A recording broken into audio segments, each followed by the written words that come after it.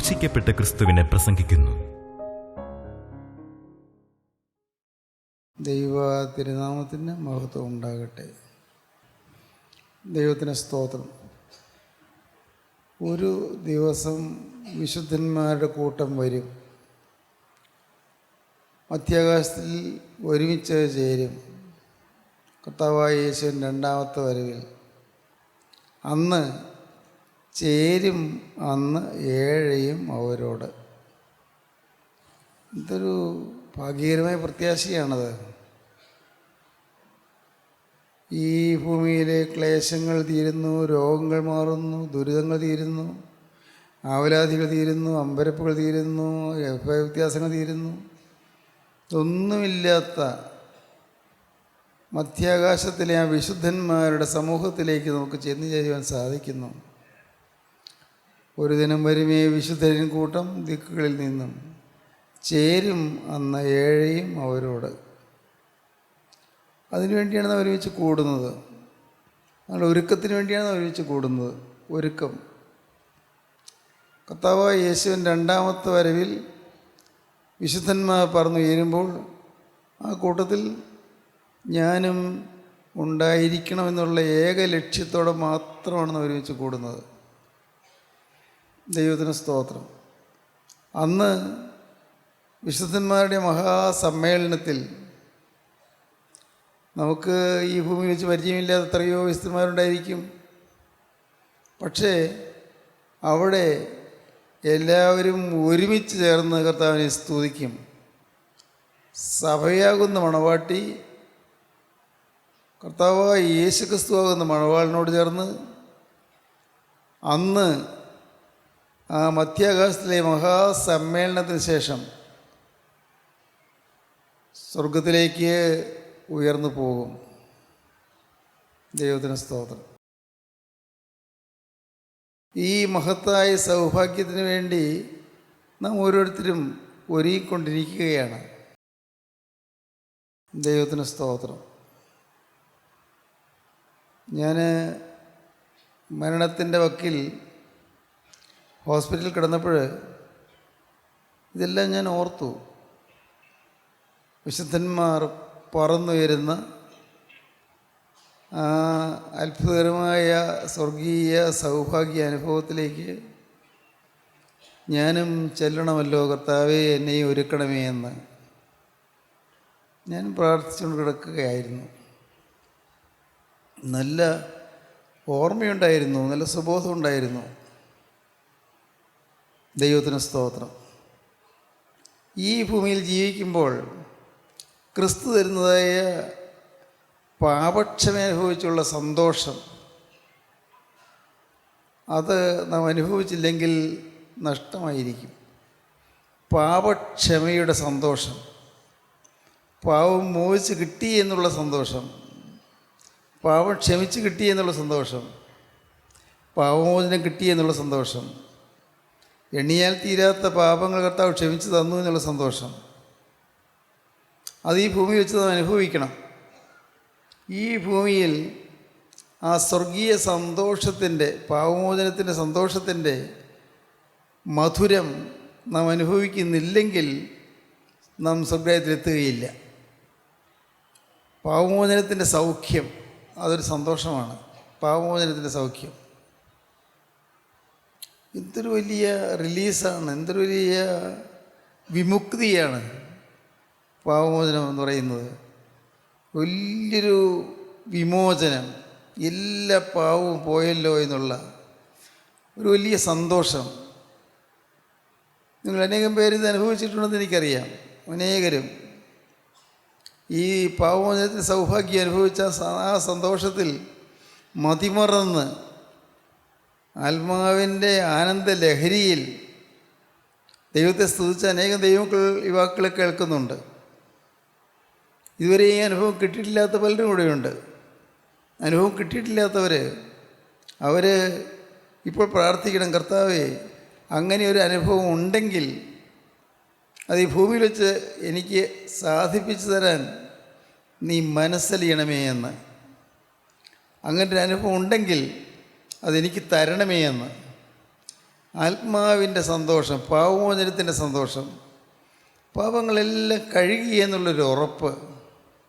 എണ്ണിയാൽ തീരാത്ത പാപങ്ങളുണ്ടായിരുന്നു.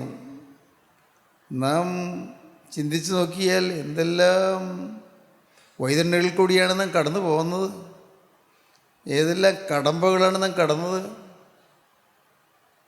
എന്തെല്ലാം കുഴികളിലാണ് നാം വീണത്, ഏതെല്ലാം ദുരിതങ്ങളിൽ കൂടിയാണ് നാം കടന്നു പോകുന്നത്. ദുരിതങ്ങൾ, അതുപോലെ തന്നെ പാപങ്ങൾ. പിശാച് ഏതെല്ലാം തരത്തിലൊക്കെയാണ് നമ്മെ പരീക്ഷിച്ചത്, ഏതെല്ലാം തരത്തിലാണ് പിശാച് നമ്മെ അപകടത്തിൽപ്പെടുത്താൻ നോക്കിയത്, പിശാച് നമ്മളെ കെണിയിലാക്കിയത് ഏതെല്ലാം കാര്യങ്ങളിലാണ്. ഓർത്ത് നോക്കിയാൽ അന്തമില്ല. ദൈവത്തിന് സ്തോത്രം, ദൈവത്തിന് സ്തോത്രം. നിരാശകൾ, ജീവിതത്തിലെ യാതനകളേറ്റ് വലഞ്ഞ് പിടയുന്ന അനുഭവത്തിൽ മരിച്ചാൽ മതി എന്ന് ഓർത്തതായ കാര്യങ്ങൾ. ഒരുപക്ഷേ ആഹാരത്തിന് മുട്ടുണ്ടായിരുന്നവരുണ്ടോ? ചെറുപ്രായത്തിൽ ആഹാരത്തിന് മുട്ടുണ്ടായിരുന്നവരും യുവാക്കളെ കേൾക്കുന്നുണ്ടായിരിക്കും. പട്ടിണി കിടന്നവരുണ്ടോ? ഒരുപക്ഷെ ചെറുപ്രായത്തിൽ പട്ടിണി കിടന്നവർ യുവാക്കളെ കേൾക്കുന്നുണ്ടായിരിക്കും. ഇപ്പോൾ അങ്ങനെയുള്ളവരാരും കാണുമെന്ന് എനിക്ക് തോന്നുന്നില്ല. പൈസയ്ക്ക് ഞെരുങ്ങിയവരില്ലേ? എന്തുമാത്രം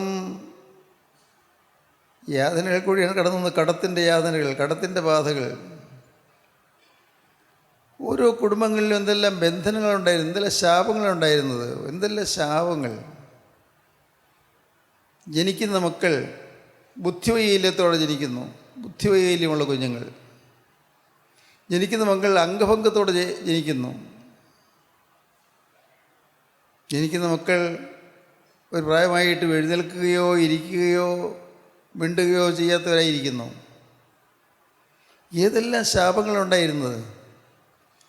ഇതുപോലെ അനേകം ശാപങ്ങളുടെ ആ കോട്ടകൾ തകർന്നാണ് നാം ഇന്ന് ഈ വചനം കേൾക്കാനോട് എത്തിയിരിക്കുന്നത്. ദൈവത്തിന് സ്തോത്രം, ദൈവത്തിന് വലിയ നാമം മഹത്വപ്പെടട്ടെ. ഏതെല്ലാം തരത്തിലുള്ളതായി ബാധകളുണ്ടായിരുന്നത്, ബാധകൾ, ഏതെല്ലാം തരത്തിലുള്ളതായി ബന്ധനങ്ങളുണ്ടായിരുന്നത്, കെട്ടുകൾ, എല്ലാം കർത്താവ് പൊട്ടിച്ചു തന്നില്ലേ? എല്ലാ ബന്ധനങ്ങളും ബാധകളും കർത്താവ് അഴിച്ചു തന്നില്ലേ? ദൈവത്തിന് സ്തോത്രം. പ്രിയപ്പെട്ടവരെ, നിങ്ങൾ ചിന്തിക്കൂ. നിങ്ങളാരും ഇപ്പോൾ മനസ്സിലാക്കുന്നതിനപ്പുറമുള്ള അത്ഭുത കൃപയാണ് കർത്താവ് ഓരോ പ്രാവശ്യവും നമുക്ക് തന്നുകൊണ്ടിരിക്കുന്നത്. നാം ഒരുമിച്ച് കൂടുമ്പോൾ തീയാണ് നമ്മുടെ മേൽ ഇറങ്ങുന്നത്. തീയ്, സ്വർഗത്തിൻ്റെ അഗ്നി, സ്വർഗത്തിൻ്റെ തീയ്. നാം പലപ്പോഴും ഒന്നും മനസ്സിലാക്കുന്നില്ല. പരിശുദ്ധാത്മാവിൻ്റെ ആ തീയുടെ പ്രസരത്തിൽ നാം തീജ്വാലയിൽ ആളിപ്പടരുന്നതുപോലെ അനുഭവം പ്രാപിച്ച് നാം ദൈവത്തെ സ്തുതിച്ചില്ലേ? ഇതൊക്കെ നിങ്ങൾക്ക് അനുഭവമല്ലേ? എന്തായിരുന്നു നമുക്ക് ലഭിച്ചത്? സ്തോത്രം. സന്തോഷം, അണമുറിയാത്ത സന്തോഷം. അതാണ് നമുക്ക് എല്ലാവർക്കും വേണ്ടത്. സന്തോഷം വേണം. ഈ ജീവിതത്തിൽ നമുക്ക് സന്തോഷം വേണം. കർത്താവിൻ്റെ ഇഷ്ടം എപ്പോഴും സന്തോഷിപ്പീൻ എന്നുള്ളതാണ്. എപ്പോഴും സന്തോഷിപ്പീൻ. തെസ്സലോനിക്കർക്ക് എഴുതിയ 1-ാമത്തെ ലേഖനം 5-ാം അധ്യായം 16, 17, 18 വാക്യങ്ങളിൽ അത് കാണുന്നുണ്ട്. വായിക്കാം. എപ്പോഴും സന്തോഷിപ്പിൻ, ഇടവിടാതെ പ്രാർത്ഥിപ്പിൻ, എല്ലാറ്റിനും സ്തോത്രം ചെയ്യുവിൻ. ഇതല്ലോ നിങ്ങളെക്കുറിച്ച് ക്രിസ്തുയേശുവിൽ ദൈവേഷ്ടം. എപ്പോഴും സന്തോഷിപ്പീൻ. ഈ വാക്യം വായിച്ചിട്ട് നിങ്ങൾ ചിന്തിച്ചിട്ടുണ്ടോ? എപ്പോഴും സന്തോഷിക്കാൻ എനിക്ക് പറ്റുന്നില്ലല്ലോ എന്ന് ചിന്തിച്ചിട്ടുണ്ടോ? എപ്പോഴും സന്തോഷിപ്പീൻ. ദൈവത്തിന് സ്തോത്രം. സന്തോഷം എന്തെന്നറിയാത്ത ഒരു മനുഷ്യനായിരുന്നു ഞാൻ. സന്തോഷം അറിയാത്തൊരു മനുഷ്യൻ, സന്തോഷിക്കാൻ കഴിയാത്തൊരു മനുഷ്യൻ. വാടിത്തളർന്ന ജീവിതം, പ്രതീക്ഷയറ്റ ജീവിതം. അങ്ങനെ അങ്ങ് ജീവിച്ചു പോവാം. അങ്ങ് ജീവിച്ച് അങ്ങനെ തീരാം. ദൈവത്തിന് സ്തോത്രം. അങ്ങനെ ജീവിതമാകെ വിഷാദ കലുഷിതമായി, മനസ്സ് പിടഞ്ഞ് എൻ്റെ അനാഥത്വമോർത്ത് ഞാൻ വേദനിച്ച് വിങ്ങി ആകെ മ്ലാനത മുറ്റിയ ഒരു മനുഷ്യനായി ഞാൻ ജീവിച്ചു. നിങ്ങൾക്കറിയാമല്ലോ 17 വയസ്സ് വരെ. പക്ഷെ 17-ാമത്തെ വയസ്സിൽ എനിക്ക് സന്തോഷത്തിൻ്റെ പ്രഭുകുമാരനെ കണ്ടെത്താനിടയായി. സന്തോഷത്തിൻ്റെ പ്രിൻസ് ഓഫ് പീസ്, സമാധാനത്തിൻ്റെ പ്രഭുവിനെ കണ്ടെത്താനിടയായി. യേശുക്രിസ്തുവിനെ കണ്ടെത്താനിടയായി, അവനെ കണ്ടുമുട്ടാനിടയായി. അവൻ എന്നെ കാത്തു നിൽക്കുകയായിരുന്നു. അങ്ങനെ പാട്ട് പാടുന്നുണ്ടല്ലോ, ഈ പിള്ളേർ പാടാറുണ്ടല്ലോ, വഴിയോരത്ത് കാത്തു നിൽക്കുകയായിരുന്നു എന്ന്. യേശുക്രിസ്തു എന്നെ കാത്തു നിൽക്കുകയായിരുന്നു, എന്നെ കടന്നു പിടിക്കാൻ. എന്നെ പിടിച്ച് തൻ്റെ സ്വന്തമാക്കാൻ അതിനുവേണ്ടി യേശു കാത്തു നിൽക്കുകയായിരുന്നു. ഞാൻ ഓർക്കുന്നു, ഞാൻ അറിയുന്നു, നിങ്ങളെയും ഓരോരുത്തരെയും കടന്നു പിടിക്കാൻ കർത്താവ് ഇപ്പോൾ നിങ്ങളുടെ അരികത്ത് വന്നിട്ടുണ്ട്. നിങ്ങൾ പക്ഷേ സന്തോഷം എന്തെന്നറിയാതെ വലഞ്ഞുകൊണ്ടിരിക്കുന്നവർ, സന്തോഷമില്ലാത്തവരായി ആകുലമനസ്കരായിരിക്കുന്നവർ, സമാധാനമില്ലാതെ വാടിത്തളർന്നിരിക്കുന്നവർ, ഭാവിയെക്കുറിച്ച് പ്രതീക്ഷയ്ക്ക് വകയില്ലാതെ വിഷമിച്ചിരിക്കുന്നവർ, കുടുംബത്തിലെ ക്ലേശങ്ങളോർത്ത് നെടുവീർപ്പെട്ടുകൊണ്ടിരിക്കുന്നവർ, പണത്തിൻ്റെ ഞെരുക്കമോർത്ത് വലഞ്ഞ് ഭാരപ്പെട്ടുകൊണ്ടിരിക്കുന്നവർ, നിങ്ങൾ അനേകം പേര് ഇന്ന് ഈ വാക്കുകൾ കേൾക്കുമ്പോൾ ഇപ്പോൾ നിങ്ങൾക്ക് സന്തോഷത്തിൻ്റെ രാജാധിരാജനെ നിങ്ങൾക്ക് ഹൃദയത്തിലേക്ക് എതിരേൽക്കാം. അവൻ വന്നിട്ടുണ്ട്, യേശു ഇവിടെ ഉണ്ട്, യേശുവിൻ്റെ അരികത്തേക്ക് വരുന്നുണ്ട്. ദൈവത്തിന് സ്തോത്രം. ഇത് കേവലം ഊഹാപോഹമായി പറയുന്ന കഥയല്ല, ഇത് സത്യമായ വസ്തുതയാണ്. ക്രിസ്തുവിൻ്റെ അരികത്തേക്ക് വരികയാണ്.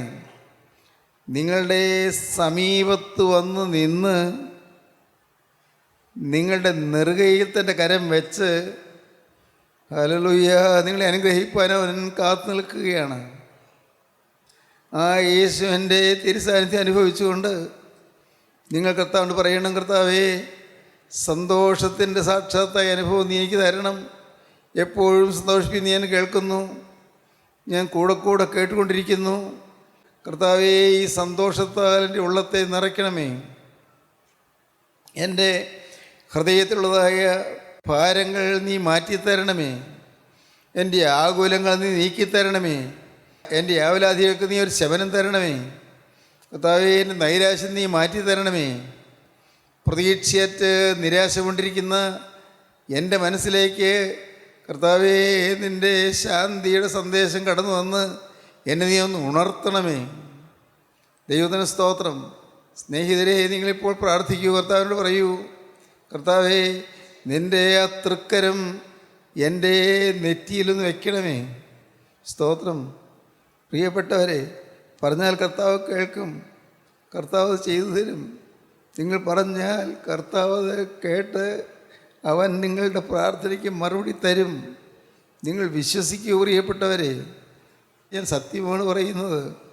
ഞാൻ അനുഭവിക്കുന്നു യേശുവിനെ, ഞാൻ അനുഭവിക്കുന്നു യേശുവിൻ്റെ സാന്നിധ്യം, ഞാൻ അനുഭവിക്കുന്നു യേശുവിൻ്റെ തലോടൽ, ഞാൻ അനുഭവിക്കുന്നു യേശുവിൻ്റെ കണ്ണുനീര് തുടയ്ക്കുന്നത്, ഞാൻ അനുഭവിക്കുന്നു യേശുവിൻ്റെ വേദനകൾ മാറ്റുന്നത്.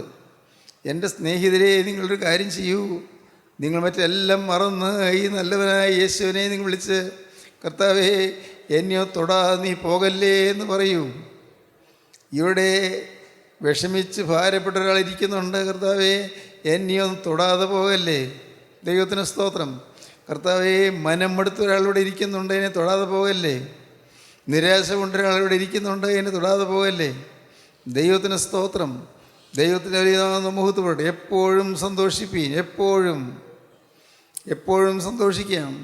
പാവമോചനം കിട്ടിയാൽ എപ്പോഴും സന്തോഷിക്കാം. അതാണല്ലോ നാം കേട്ടുകൊണ്ടിരുന്നത്. പാവമോചനം കിട്ടിയാൽ എപ്പോഴും സന്തോഷിക്കാം. നമ്മുടെ കഴിഞ്ഞകാല ജീവിതത്തിലെ പാവങ്ങളെല്ലാം കഴുകി എന്നുള്ളൊരു ഉറപ്പ് കിട്ടിയാൽ സന്തോഷിക്കാം. ദൈവത്തിന് സ്തോത്രം.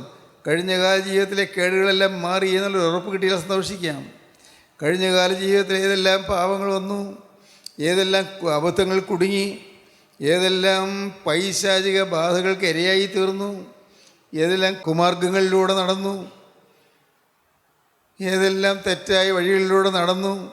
എൻ്റെ കർത്താവേ, എവിടെയെല്ലാം പോയി, ഏതെല്ലാം കുഴികളിൽ വീണു. കർത്താവേ, ഇപ്പോൾ എനിക്ക് പാപമോചനത്തിൻ്റെ സൗഖ്യം തരണമേ. സ്തോത്രം. സത്യം എൻ്റെ സഹോദരങ്ങളെ, പാപങ്ങളെല്ലാം മോചിച്ചു തരും. എല്ലാം നിങ്ങളുടെ വിചാരങ്ങളിൽ, നിങ്ങളുടെ വികാരങ്ങളിൽ, നിങ്ങളുടെ ആഗ്രഹങ്ങളിൽ, നിങ്ങളുടെ പ്രതീക്ഷകളിൽ, നിങ്ങളുടെ ആശകളിൽ. കർത്താവേ, നിങ്ങളുടെ ജീവിതത്തിലെ ഓരോരോ കാര്യവും ചിന്തിച്ച് നോക്കൂ. പാവം വന്ന വഴികൾ അതെല്ലാമായിരുന്നു. എല്ലാം കഴുകിത്തരാൻ ക്രിസ്തുവിൻ്റെ തിരുരക്തം ഉണ്ട്. നിങ്ങൾ വിശ്വസിക്കൂ എൻ്റെ പ്രിയപ്പെട്ടവരെ. ആ തിരുരക്തം എല്ലാം കഴുകിത്തരും. നിങ്ങൾ വിശ്വസിക്കൂ. യേശു ക്രിസ്തുവിൻ്റെ രക്തം സകല പാവവും പോക്ക് ശുദ്ധീകരിക്കുന്നു. ദൈവത്തിന് സ്തോത്രം. ദൈവത്തിൻ്റെ വലിയ നാമം മഹത്വപ്പെടട്ടെ. ആ സ്ത്രീ പേടിച്ച് നിൽക്കുകയായിരുന്നു. അവൾ ഭയചകിതയായി നിൽക്കുകയായിരുന്നു. ആളുകൾ അവളെ, യഹൂദന്മാർ, പ്രമാണിമാരെ അവളെ വലിച്ചഴിച്ചു കൊണ്ടുവന്ന് ക്രിസ്തുവിന് മുമ്പിൽ കൊണ്ടു നിർത്തിയപ്പോൾ ഏതാനും സമയത്തിനകം മരിക്കുമെന്നല്ല ഉറപ്പായി അവൾ നിൽക്കുകയായിരുന്നു. അവളെ പിടിച്ചുകൊണ്ടുവന്ന യഹൂദന്മാരുടെ കയ്യിൽ കല്ലുണ്ടായിരുന്നു. ആ കല്ല് അവളുടെ മേൽ കൊണ്ട് അവൾ എറിഞ്ഞ് വീഴ്ത്തി. അവളുടെ ശരീരം ഉടഞ്ഞ് തകർന്ന് അവളൊരു കൽക്കുമ്പായത്തിനുള്ളിലാകുമെന്നവൾക്ക് ഉറപ്പായിരുന്നു. അങ്ങനെ സംഭവിക്കാറുണ്ട്. വ്യഭിചാരകർമ്മത്തിൽ പിടിച്ചാൽ കല്ലെറിഞ്ഞു കൊല്ലുവാൻ നിയമമുണ്ട്. ദൈവത്തിന് സ്തോത്രം. അവൾ പേടിച്ച് അരണ്ട് നിൽക്കുകയായിരുന്നു. ദൈവത്തിന് സ്തോത്രം. ഇതാ തീർന്നു, ജീവിതം തീർന്നു. എന്തെല്ലാം ചിന്തകളാണ് വരുന്നത്. എല്ലാം പോയിപ്പോയല്ലോ. സുഖങ്ങൾ, ഭോഗലാലസകൾ എല്ലാം പോയല്ലോ. എല്ലാം തീർന്നല്ലോ. അവളങ്ങനെ വേദനിച്ച് പൊളഞ്ഞ് മരിക്കാൻ തയ്യാറായി നിൽക്കുകയായിരുന്നു. ഇപ്പോൾ കല്ലുകൾ വന്ന് വീഴുമെന്ന് വിചാരിച്ച് അവളങ്ങനെ പരിഭ്രമത്തോടെ, ഭയത്തോടെ നിൽക്കുകയായിരുന്നു. അപ്പോൾ കേൾക്കുന്ന ഒരു ശബ്ദം. അവളെ പിടിച്ചുകൊണ്ട് വന്നവർ യേശുകൊണ്ട് ചോദിക്കുന്നു. അവളത് കേട്ടുകൊണ്ട് നിൽക്കുകയായിരുന്നു. ഇവളെ വ്യഭിചാരകർമ്മത്തിൽ തന്നെ പിടിച്ചതാണ്. ഇവളെ കല്ലെറിഞ്ഞു കൊല്ലുവാൻ മോശ കൽപ്പിച്ചിട്ടുണ്ടല്ലോ. ഇവളെ എന്ത് ചെയ്യണമെന്നാണ് അങ്ങയുടെ അഭിപ്രായം? യേശുവിനെ കൊടുക്കാനായിരുന്നു ചോദ്യം. കല്ലെറിഞ്ഞ് കൊല്ലണ്ടായെന്ന് പറഞ്ഞാൽ യേശു ന്യായപ്രമാണത്തിലെ കൽപ്പന ലംഘിച്ചു. കല്ലെറിഞ്ഞ് കൊല്ലാൻ പറഞ്ഞാൽ യേശു കരുണയില്ലാത്തവനാണ്. യേശുവിനെ കുറ്റം ചുമത്താൻ വഴി തേടിക്കൊണ്ടാണ് ഈ യഹൂദന്മാർ വന്നത്. പള്ളിപ്രമാണിമാരാണ് അവർ യേശുവിനെ കുറ്റം ചുമത്താൻ നോക്കിക്കൊണ്ട് നിൽക്കുകയായിരുന്നു. യേശു അവരുടെ നേരെ നോക്കി, പിന്നെ കുനിഞ്ഞു, നിലത്ത് വിരൽ കൊണ്ടെന്തോ എഴുതാൻ തുടങ്ങി. യേശു തലപൊക്കി അവരോട് പറഞ്ഞു, നിങ്ങളിൽ പാപം ചെയ്യാത്തവൻ ഇവിടെ ഒന്നാമത് കല്ലെറിയട്ടെ. കല്ലെറിയാം. പാപം ചെയ്യാത്തവനായിരിക്കണം. നിങ്ങളിൽ പാപം ചെയ്യാത്തവനിവിടെ ഒന്നാമത് കല്ലെറിയട്ടെ. ഈ സ്ത്രീ അത് കേട്ടുകൊണ്ട് നിൽക്കുകയാണ്. സ്തോത്രം. ദൈവത്തിന് സ്തോത്രം. കല്ലെറിഞ്ഞ് കൊല്ലപ്പെടേണ്ടതായ സ്ത്രീ, അവൾ യേശു പറഞ്ഞ വാക്ക് കേട്ടു. യഹൂദന്മാരും കേട്ടു. അവർ നിങ്ങൾ പാപം ചെയ്യാത്ത ഇവളെ കല്ലെറിയട്ടെ എന്ന് പറഞ്ഞപ്പോൾ അവർ നോക്കിയപ്പോൾ യേശു കുനിഞ്ഞ് നിലത്ത് വിരൽ കൊണ്ട് എഴുതിക്കൊണ്ടിരിക്കുന്നു. എന്താണ് എഴുതുന്നത്? അവരുടെ രഹസ്യഭാവങ്ങളെല്ലാം കർത്താവ് പരസ്യമായി എഴുതുന്നു. അവരുടെ രഹസ്യഭാവങ്ങളെല്ലാം എഴുതുകയാണ്. ദൈവത്തിന് സ്തോത്രം. ദൈവത്തിന് സ്തോത്രം. അവൾ നോക്കി, അത്ഭുതം. അവളെ എറിയാൻ വന്നവരുടെ കല്ലുകൾ താഴെ വീഴുന്നു. ഓരോരുത്തരായി പിരിഞ്ഞു പോകുന്നു. ഇതെന്തൊരത്ഭുതം! എനിക്ക് ജീവിക്കാൻ അവകാശം തന്ന ഈ യേശുവിൻ്റെ അടിമയായി ഞാൻ ജീവിക്കും. അവളുടെ ഹൃദയത്തിൽ തീരുമാനം വന്നു, ഈ യേശുവിൻ്റെ വകയായി ഞാൻ ജീവിക്കും. ദൈവത്തിന് സ്തോത്രം. പ്രിയപ്പെട്ടവരെ, യേശു തല ഉയർത്തി നോക്കി. യേശു വാസ്തവമായി കല്ലെറിഞ്ഞു കൊല്ലുവാൻ യേശുവിന് സാധിക്കും. കാരണം യേശു പാപം ചെയ്തിട്ടില്ല. പാപം ചെയ്യാത്തവൻ ഇവിടെ ഒന്നാമത് കല്ലെറിയട്ടെ എന്ന് പറഞ്ഞത് അനുഭവിച്ച് വേണമെങ്കിൽ യേശുവിനെ കല്ലെറിയാം. പാപം ചെയ്തിട്ടില്ല. പക്ഷേ യേശു പറഞ്ഞു, സ്ത്രീയെ, ഞാനും നിനക്ക് ശിക്ഷ വിധിക്കുന്നില്ല. പോക, ഇനി പാപം ചെയ്യരുത്. സ്തോത്രം. പോക, ഇനി പാപം ചെയ്യരുത്. അവളുടെ ഹൃദയം സന്തോഷം കൊണ്ട് നിറഞ്ഞു. വേറൊന്നും അവൾക്ക് പറയാനില്ല. അവളെ എങ്കലടിയോടെ യേശുവിൻ്റെ മുഖത്തേക്ക് നോക്കി. ഒന്നും മിണ്ടാൻ പറ്റുന്നില്ല. ഞാൻ ഇനിമേൽ പാവം ചെയ്യുകയില്ല എന്ന് പറയണമെന്നുണ്ട്, പക്ഷേ പറയാൻ വാക്കുകൾ വരുന്നില്ല. അവളിങ്ങനെ വിതുമ്പിക്കൂടി നിൽക്കുകയാണ്. യേശു അവളെ പിന്നെ അവിടെ നിന്ന് പറഞ്ഞയക്കുന്നു. എന്തൊരത്ഭുതം! അവൾ യേശുവിൻ്റെ അടുക്കൽ നിന്ന് പോകാൻ മടിച്ച് പയ്യെ പയ്യെ നടന്നകന്നു പോകുന്നു. സ്ത്രീയെ, ഞാൻ നിനക്ക് ശിക്ഷ വിധിക്കുന്നില്ല, പോക, ഇനി പാപം ചെയ്യരുത്. ദൈവത്തിൻ്റെ പരിശുദ്ധാത്മാവ് നിങ്ങളോട് പറയുന്നത്, കർത്താവായ യേശു നിങ്ങൾക്ക് ശിക്ഷ വിധിക്കുന്നില്ല, നിങ്ങൾ പോക, ഇനി പാപം ചെയ്യരുത് എന്നാണ്. വന്നതെല്ലാം ക്ഷമിക്കാമെന്നാണ്, സംഭവിച്ചതെല്ലാം ക്ഷമിക്കാമെന്നാണ്. പാപത്തിന് ശിക്ഷ നിങ്ങളിൽ നിന്ന് മാറ്റാമെന്നാണ്, പാപത്തിന് ശിക്ഷയിൽ നിന്ന് മോചനം തരാമെന്നാണ്, നിത്യശിക്ഷയിൽ നിന്ന് മോചനം തരാമെന്നാണ്, നിത്യ നരകാഗ്നിയിൽ നിന്ന് മോചനം തരാമെന്നാണ്, നിത്യ നരകവിധിയിൽ നിന്ന് മോചനം തരാമെന്നാണ്. സ്തോത്രം. പ്രിയപ്പെട്ട സഹോദരി സഹോദരന്മാരെ, ഇത് കേട്ടുകൊണ്ടിരിക്കുമ്പോൾ നിങ്ങൾക്ക് അവിടെ ഇരിക്കുന്നിടത്ത് കൊണ്ട് യേശുവിനോട് നിങ്ങൾക്ക് നേരിട്ടൊരു വാക്ക് പറയാം. കർത്താവേ, എനിക്കും കർത്താവേ, എൻ്റെ പാവത്തിനൊത്തോണം എന്നോട് ചെയ്യാതെ നീ ഇത്രയും കാലം കാത്തല്ലോ. എൻ്റെ അവിശ്വാസത്തോളം എന്നോട് പകരം ചോദിക്കാൻ ഇത്രയും കാലം നീ എന്നെ സൂക്ഷിച്ചല്ലോ. നീ എന്നെ ഇത്രയും കാലം പോറ്റി പുലർത്തിയല്ലോ. ഇത്രയും കാലം ഈ വചനം കേൾക്കാൻ നീ എന്നെ കൊണ്ടുവന്നല്ലോ. എനിക്ക് നിൻ്റെ വചനം കേൾക്കാൻ ആയുസ് നീട്ടി തന്നല്ലോ. കർത്താവേ, രോഗത്തിൽ നിന്ന് രോഗശൈലിയിൽ നിന്ന് എഴുന്നേൽപ്പിച്ചുകൊണ്ട് വന്നല്ലോ. കർത്താവേ, ഒറ്റയ്ക്കൊരു വാക്ക് മാത്രമേ ഞാൻ നിന്നോട് പറയുന്നുള്ളൂ. ഞാൻ ഇനിമേൽ പാപത്തിലേക്ക് പോകുകയില്ല. ഇനിമേൽ ഞാൻ പാപത്തിലേക്ക് പോകുകയില്ല. ഹല്ലേലൂയ, ദൈവത്തിന് സ്തോത്രം. നിങ്ങൾക്ക് പറയാൻ തോന്നുന്നുണ്ടോ? ഇനിമേൽ യേശുവേ, ഇനിമേൽ ഞാൻ ലോകത്തിൻ്റെ അടിമയാകുകയില്ല. ഇനി ഞാൻ പിശാചിനിടം കൊടുക്കുകയില്ല. കർത്താവേ, ഞാൻ കല്ലെറിഞ്ഞ് കൊല്ലപ്പെടേണ്ടവനാണ്, കല്ലെറിഞ്ഞ് കൊല്ലപ്പെടേണ്ടവളാണ്. ദൈവത്തിന് സ്തോത്രം. ദൈവത്തിൻ്റെ വലിയ നാമം മഹത്വപ്പെടട്ടെ. ദൈവത്തിന് സ്തോത്രം. നിങ്ങൾക്ക് ഇരിക്കുന്നിരിപ്പിൽ പറയാം, കർത്താവേ, ഇനിമേൽ ഞാൻ പാപം ചെയ്യുകയില്ല. പാപത്തിൻ്റെ കണിക പോലും എൻ്റെ ജീവിതത്തിൽ വരികയില്ല. ഹല്ലേലൂയ. അങ്ങനെ നിങ്ങൾ പറയുമ്പോൾ നിങ്ങളുടെ നെറ്റിമേൽ ഒരിറ്റ് രക്തം വന്ന് വീഴും. ഹല്ലേലൂയ. യേശു ക്രിസ്തുവിൻ്റെ തിരുരക്തം നിങ്ങളുടെ നെറ്റിമേൽ വന്ന് വീഴും. യേശു ക്രിസ്തു തിരുരക്തം നിങ്ങളെ കഴുകും, നിങ്ങളെ വെടിപ്പാക്കും. ദൈവത്തിന് സ്തോത്രം. നിങ്ങളുടെ ജീവിതത്തിലെ കഴിഞ്ഞ കാല പാപങ്ങളൊന്നും ആരും കാണാതെ വണ്ണം കർത്താവ് തിരുരക്തത്താൽ മറച്ചു പിടിക്കും. ദൈവത്തിന് സ്തോത്രം. യേശു ക്രിസ്തുവിൻ്റെ ആ തിരുശരീരത്താൽ, ആ കീറിയ തിരുശരീരത്താൽ, യേശുവിൻ്റെ തിരുശരീരത്തൊഴിയ തിരുരക്തത്താൽ അവൻ നിങ്ങളെ ആവരണം ചെയ്യും. നിങ്ങളെ ആച്ഛാദനം ചെയ്യും. നിങ്ങളെ അവൻ മൂടിപ്പിടിക്കും. പിശാച് നോക്കുമ്പോൾ ഇങ്ങനത്തെ ഒരാളെ കാണാനില്ല. ആ പാവം ചെയ്തവൻ എവിടെയെന്ന് പിശാച് നോക്കും.